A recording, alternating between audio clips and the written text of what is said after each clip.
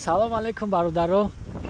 همه کسا خوبن اینجا؟ در اینجا برادرای تاجیک دیدیم از پنشهر. چقدر که شهر تاجیکی است. دوست آید گرم در آغوش گیر، رسمی خوبی تاجیکان را گم نکن. همینجا دیدگیمش نکردین از صحبت نکنین. سلام علیکم. خوب هستین؟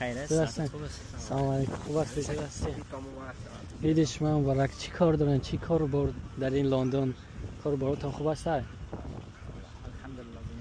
ماشاءالله. در اینجا زنده میکنید؟ در این پیکم؟ این پیکم. ماشاءالله ماشاءالله. همینجا مسجد اومدیم، در مسجد دیدیم شما تاجیکا از پنشهر بود است.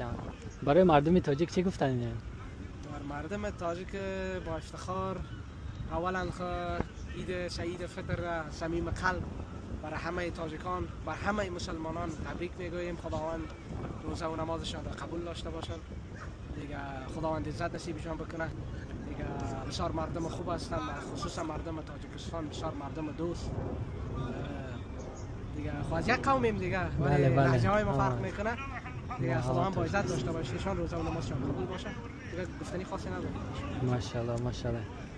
پیام ما اول سلام من تقدیم میکنم به همه کسایی که پیش در پلیس ما میبینن.